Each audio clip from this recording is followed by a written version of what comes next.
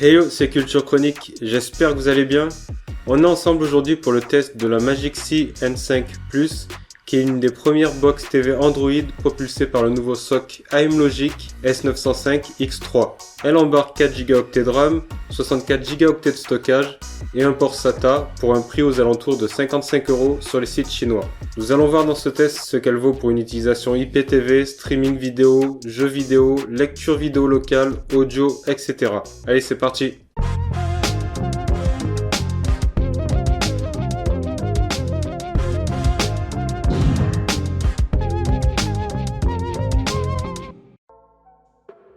N'oubliez pas, il reste encore quelques jours pour participer au concours pour tenter de gagner une box TV Mecool KM9, donc c'est une box sous Android TV. Le concours se passe sur Twitter et le tirage au sort aura lieu le 1er janvier 2020. Cette Magic C N5 Plus m'a été envoyée par le site de vente en ligne Gearbest pour que j'effectue un test et je les remercie. Le lien pour trouver la box se trouve en description de la vidéo.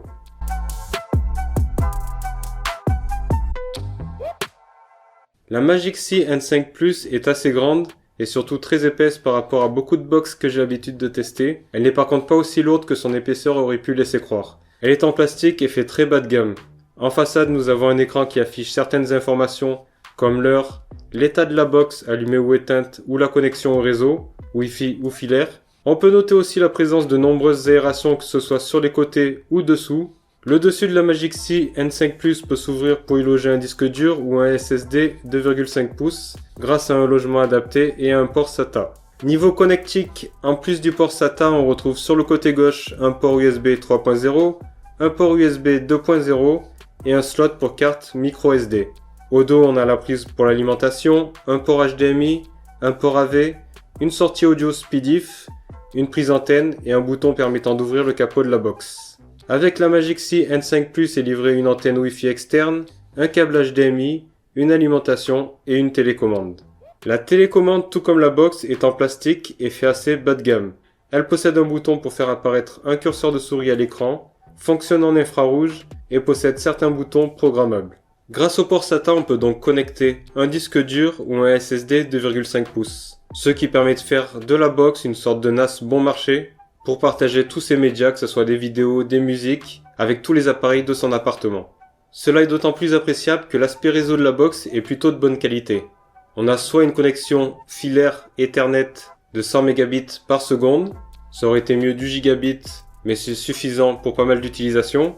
Et on a du Wi-Fi double bande 2,4 et 5 GHz MIMO avec deux antennes, une interne et une externe, pour améliorer la portée et la stabilité. Le Wi-Fi est d'excellente qualité, je l'ai mesuré aux alentours de 130 Mbps par seconde en débit descendant. Donc c'est une des choses les plus intéressantes de cette box, donc ce port SATA que l'on retrouve pas sur beaucoup de box TV, combiné avec un bon réseau, qui permet donc d'en faire une sorte de NAS bon marché pour partager tous ces médias. La Magic C N5 Plus tourne sous une version tablette d'Android en version 9.0 Pie. Le lanceur d'application est le même que celui qu'il y avait sur la Magic C N5 Nova. L'interface est simple avec quelques icônes semi-transparentes et un fond représentant une ville de nuit. On peut y mettre les applications que l'on veut sur une des deux barres de favoris. En bas, nous avons une barre de navigation que l'on peut faire disparaître et en haut une barre d'état. Le volet de notification ne fonctionne pas par contre, je n'ai pas réussi à les afficher. Le menu paramètres se présente en deux parties, accessibles à deux endroits différents. Dans les paramètres accessibles depuis le menu principal, il est possible d'activer ou désactiver à volonté le mode route de l'appareil et de choisir les informations à afficher dans la barre d'état, comme la température du CPU, sa fréquence, son adresse IP, MAC ou encore la vitesse du réseau. Très intéressant donc, surtout pour les personnes qui aiment bien bidouiller leur box. Dans le deuxième menu de paramètres appelé Droid Settings, et accessible depuis le menu d'application, on trouve les réglages de l'écran, du HDMI CEC, de l'audio et de l'extinction mise en veille de la box. Et c'est tout. Il n'y a par exemple pas d'auto-framerate pour adapter automatiquement la fréquence de la box aux médias que l'on regarde. Certaines applications sont d'office installées, parmi lesquelles une galerie photo, un gestionnaire de fichiers, YouTube ou encore Netflix. Les applications de streaming vidéo d'IPTV, jeux ou autres s'installent à partir du Play Store sans problème.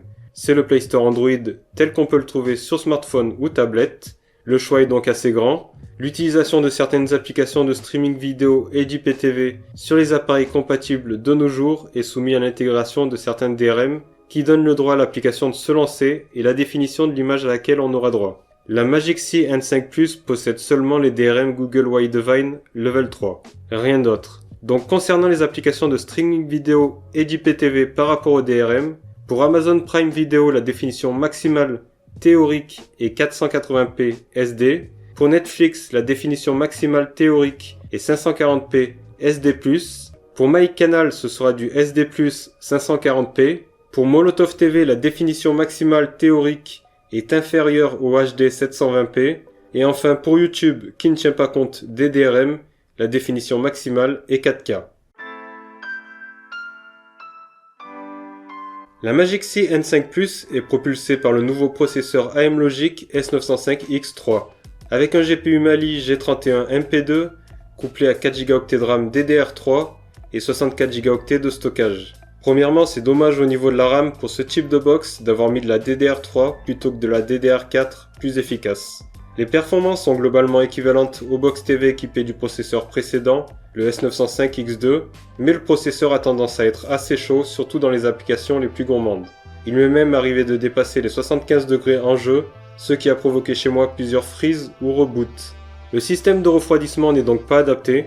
Bien sûr, à l'aide d'applications, il est possible de baisser la fréquence de fonctionnement du processeur, mais cela va aussi baisser ses performances. J'ai testé sa puissance sur Antutu 7 et Geekbench 4, et j'ai obtenu les scores de 61 205 points sur Antutu 7 et 768 points en single core sur Geekbench 4 et 2176 points en multicore. Ce sont donc des scores à peu près équivalents à ceux obtenus sur des box équipées de l'AM-Logic S905X2. Pour ceux qui sont intéressés, il est possible de voir mon tableau de classement des box TV selon les différents benchmarks et tests que j'ai effectués pour les comparer avec les autres appareils du genre. Je vous ai mis le lien du tableau en description de la vidéo. N'hésitez pas à aller le voir. Du côté jeux vidéo, on peut jouer d'une part à pas mal d'anciennes consoles ou systèmes, jusqu'à la génération Dreamcast PSP avec les émulateurs téléchargeables sur le Play Store, et avec une manette connectée grâce au Bluetooth 4.1 intégré. Pour les jeux Android, la Magic C N5 Plus permet de jouer dans les réglages bas ou moyens à la plupart des jeux. Par contre, elle a tendance à surchauffer et on ne peut pas jouer plus de quelques courses d'affilée sur Asphalt 8 sans problème, par exemple. Cette Magic C N5 Plus permet de sortir une définition maximale en 4K à 75 images par seconde, même si le processeur est théoriquement capable de lire les fichiers 8K. Ça ne sert pas à grand chose de nos jours encore. Les formats vidéo les plus récents sont aussi pris en charge, comme le H.265, H.264, VP9, etc. jusqu'en 4K à 60 images par seconde maximum. La box est performante en lecture de fichiers 4K, elle allume les fichiers de test. Pour les fichiers de Meduse, elle a été capable de lire celui encodé à 300 Mbps par seconde, mais pas au-dessus. Du côté audio, la box peut délivrer un son Surround 5.1 et possède une sortie optique SpeedIF. En conclusion, cette Magic C N5 Plus a malheureusement des problèmes au niveau de sa conception qui font qu'elle a tendance à la surchauffe et qui annihilent ses qualités. Elle peut être utilisable en tant que NAS low cost grâce à son port SATA étant donné que ça a tendance à moins tirer sur le processeur et donc à moins chauffer. Les plus bidouilleurs pourront même tenter de remplacer son radiateur par un plus adapté, voire par un ventilateur. Pour tous les autres, la solution la plus adaptée reste d'acheter tout simplement un autre appareil. Alors voilà, c'est tout pour aujourd'hui, cette vidéo est terminée, n'hésitez pas à aller faire un tour sur mes réseaux sociaux, sur culturechronique.fr, à regarder mes autres vidéos, à les partager, à mettre un gros pouce bleu, ça me permet de me faire connaître. Sur ce, passez une bonne journée et à une prochaine pour une prochaine vidéo. Ciao ciao!